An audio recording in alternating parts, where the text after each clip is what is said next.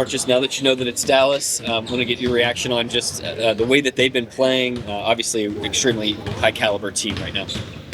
Yeah, anybody that's advancing in the playoffs is a really good team. We obviously have a lot of respect for them. They've been playing exceptionally, not only during this stretch, but down the stretch of the season, especially on the defensive end of the floor. Post-trade deadline, I thought that really changed their team and shored them up. So obviously a tall task for us. You guys have a reputation of having players and a team that just does not die on screens. Given the way that they'll play with Luka and Kyrie and screeners, just how pivotal are those types of efforts and the ability to navigate those screens going to be in the series? Yeah, I mean, really every opponent, every team, it's critical because teams are trying to create their initial advantage at the point of attack, and different teams do it in different ways. They do it obviously with those two guys, and you got to be really stingy at the point of attack against every opponent. Like I said, it shows up in different ways, but it's as critical against them as anybody. What did you learn about guarding Luka and Kyrie together in the games? There was only one game they both played this year, obviously, but did you learn anything from that game about how to handle that?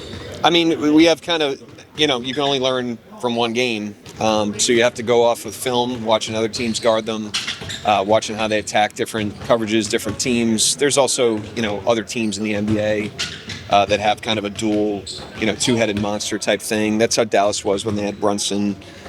So there's some prototypes there that we can learn from, but we're going to learn a lot, in the series, as you always do. You prepare as best you can for game one, but then the series unfolds from there. You said that, not a lot of teams have two like them, but it happens, but not a lot of teams have a Lou Dort either. How do you activate him? I assume one or the other when they're out there, but how do you intend to sort of play him this series? Yeah, we try to weaponize him against every team. It's obviously his value, but we've got other good point of attack guys. We've got other good, help guys at the rim. So we're going to need everybody. It's going to have to be a five-man defense, as it always is against good teams. How does them not having Kleba change your prep? And could you still see them maybe going small, or do you feel like they'll probably just stay big at this point? Our guess would be for them to stay big, but we're ready for everything. It definitely changes their looks, in the front court, with the picking and popping at the 5. They can upsize with him at the 4, which they did a lot in the last series. It limits their ability to do some of those things, I think. But we're not counting anything out. But he was playing 22 minutes a game in that series. Anybody that's playing 22 minutes a game in a playoff series, is an important player. So we're not going to deny that he's an important loss for them.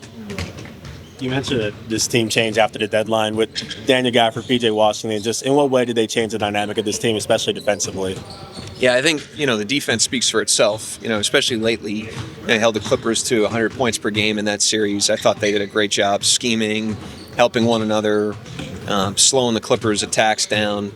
I think, Gafford and Lively are really good at the rim, obviously, but they're also very switchable. They can really guard out on the floor in an impressive way. I thought that was on display in the last series. Washington gives them, obviously, a versatile wing defender that can play up a little bit. He'll guard bigs at times, especially against us. So, really good team, obviously. There's a reason why they're where they are right now. Shea obviously has playoff experience before this year, but as the guy, what's impressed you about him so far?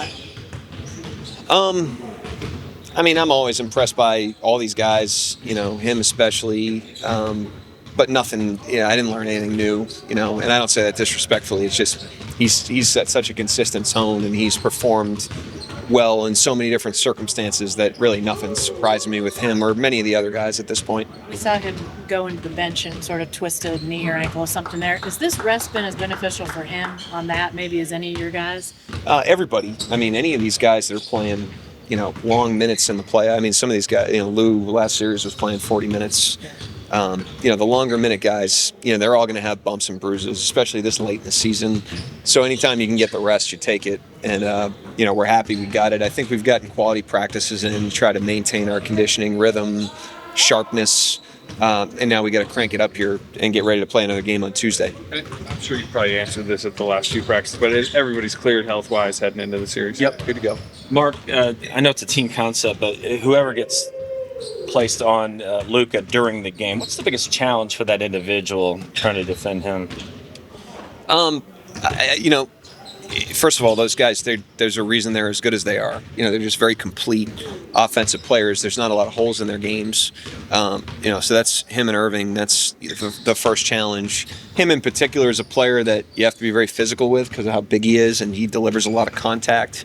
But then he's a great foul drawer, you know, and so, you know, being physical is an essential, and also not having him parade to the free throw line for, you know, 12 free throws in a game is essential as well. And so the balance of those things is difficult. It's why he's so good. You know, so, but those guys are just really complete players. They've got every play. They've got, you know, they can go both ways. They see every coverage. They can pass. You know, they're really, really good. What's the, in your mind, what's the biggest challenge with pick and roll? I mean, you've got obviously the initiators and then you've got the finishers.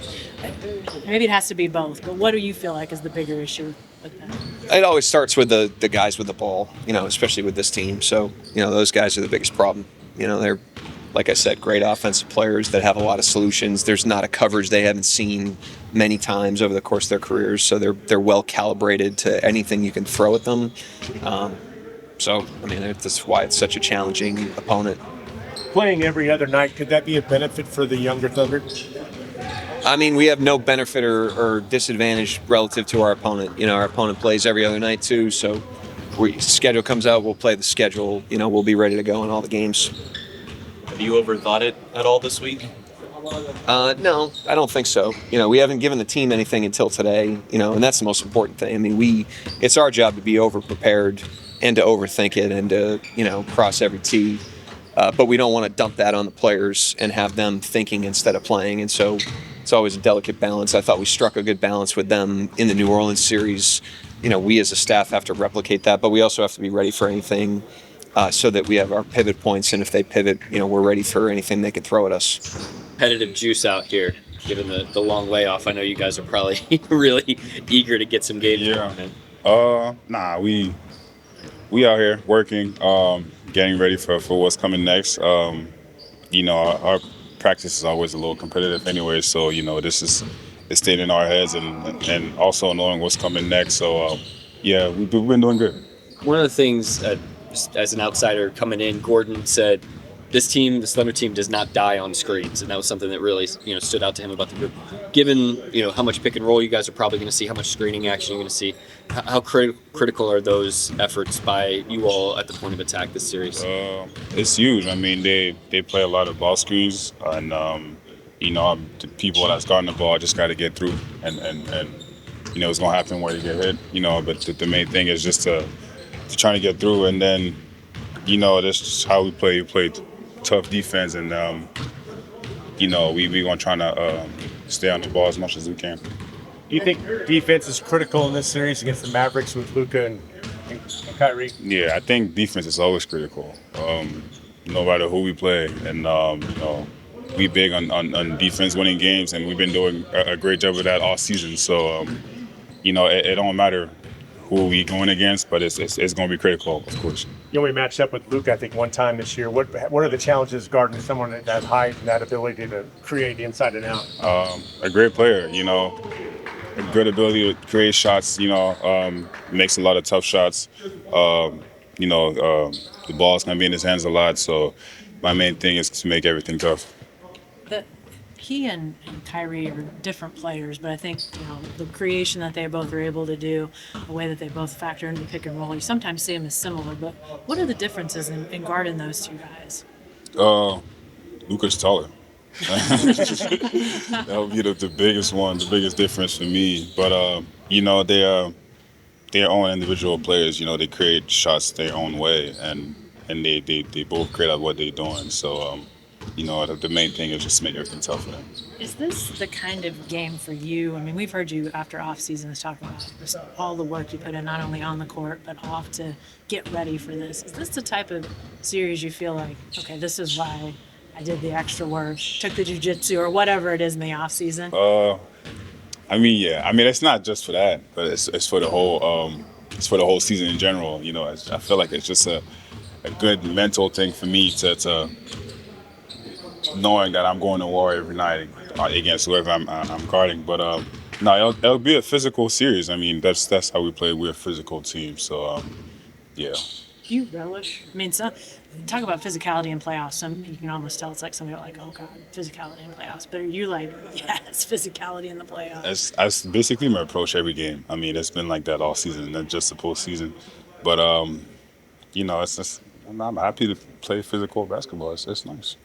Luke, Mark mentioned when guarding Luke, drawing fouls is something you got to think about. Is that something when you're on the floor you're constantly keeping in mind? Yeah, I mean, he's good at that, during fouls and stuff like that. And then whenever he gets to his spot, so I got to be aware of that. I don't want to put myself in foul trouble or anybody on the team as well. We all got to be aware of that he's good at drawing fouls. I'm sure you're pretty used to it at this point in your career, but two of the best tough shot makers in the NBA. Is it keeping your head high even though that they're gonna make some tough shots over you? Yeah, I mean, at the end of this, it's basketball. The only thing I can do is make everything tough for them. If they make a tough shot, they just make a tough shot. It comes with the game. But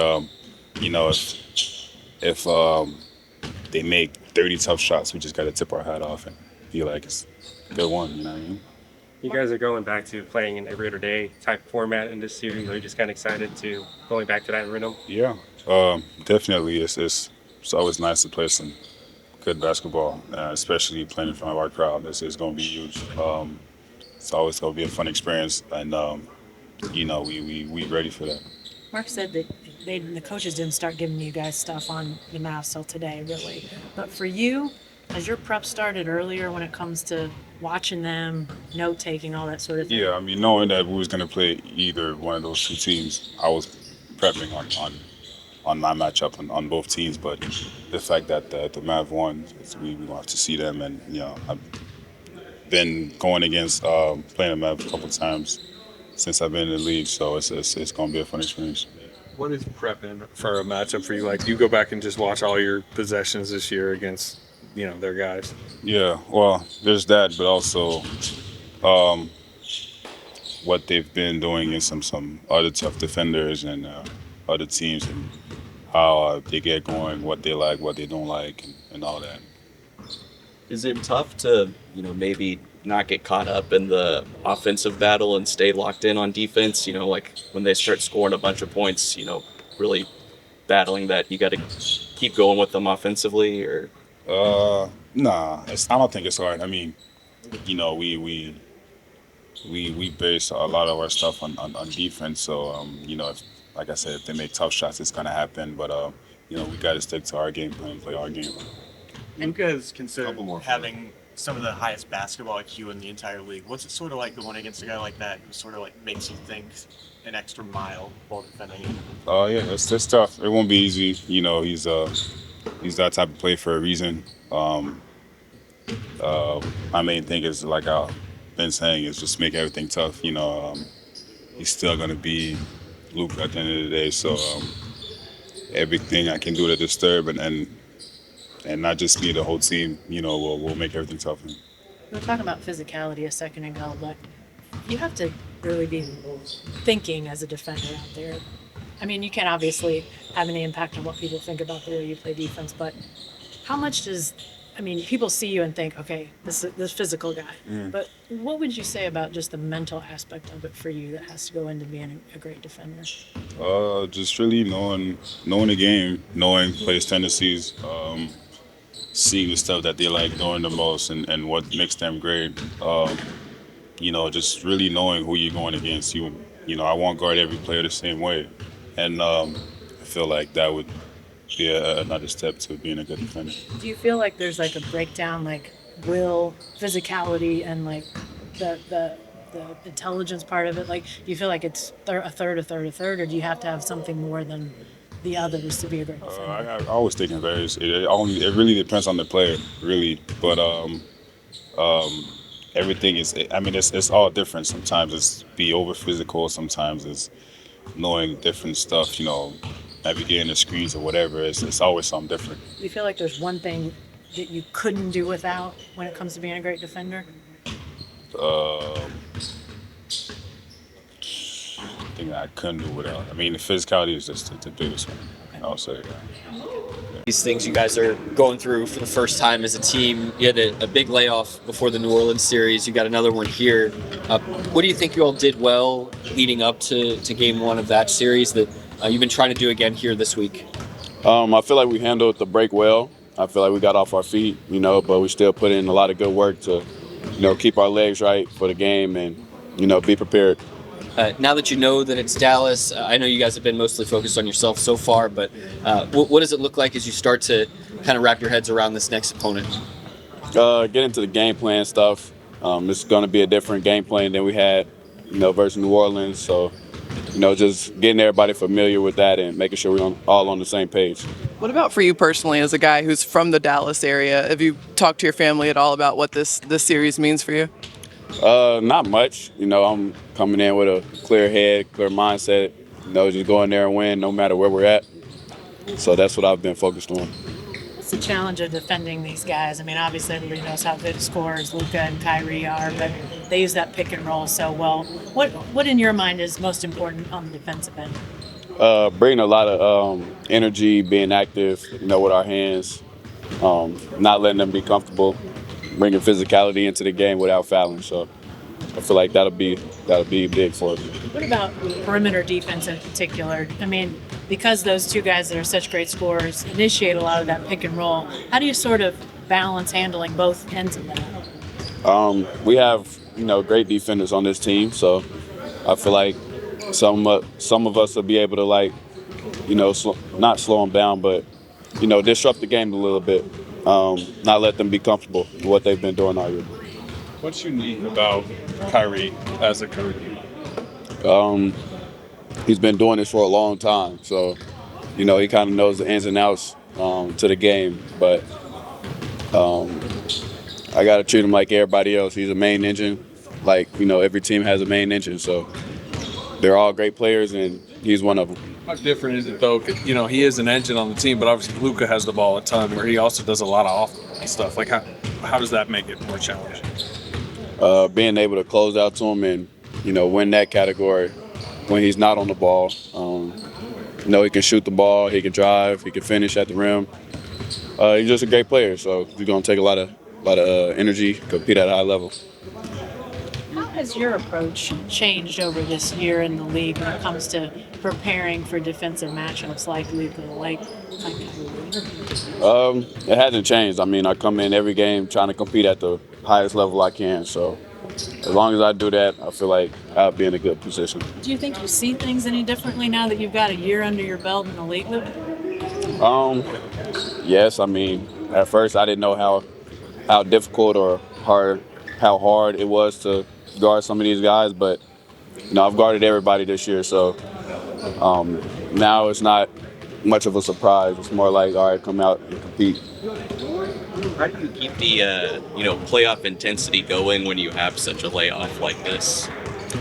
Get some good practices in. We've been going up and down a little bit, so it's not like we've just been cruising and laying around. How much can you or can't you take from your matchups within this season? I mean, there's been trades, guys were in and out of these matchups. Do you watch much tape of those games? I mean, yeah and no. I mean, the main guys are still the main guys. So, that's a lot of the time who I'm guarding. So it doesn't change much. You guys have such a reputation for a team that doesn't die on screens. In this matchup where those two main engines are going to run a lot of pick and roll, just how vital is that skill and ability to actually get over the top or underneath, or however you got to get through those screens? That's going to be huge for us. We got to keep those guys in the crowd. We can't let them do what they want. They want us to die on screens so they could find the matchup. That's why they're running the screen. So making it hard for them, no matter what position they put us in or we put them in. What impressed you most about Shea in these first 4 games of playoffs? His focus. I mean, he's been having a lot of stuff going on off the court and a lot of expectations on the court, but he's still coming in every day and being a great teammate, keeping a smile on his face and, not letting the outside noise get to him. Talk about the off-court stuff, but I mean, this is kind of his first series, and it kind of was his first series as like the superstar or the guy on the team. Did you see that affect him at all out there? Not at all. He's been playing the same way all year, very consistent, like you said. Comes in, get his work done, and every game, every practice, he's coming with a lot of intensity. Cason, a lot of times Mark will talk about with great players, you got to give them multiple looks. Is that like a conscious decision, like each possession that you're trying to like sort of switch things up, or is it more instinctual? I can't hear you. Oh, sorry. Mark all the time talks about with great players, you got to like give them way different looks. Whenever you're seeing them on a different possession to possession basis, are you like trying to switch it up every time, or is it more like instinctual?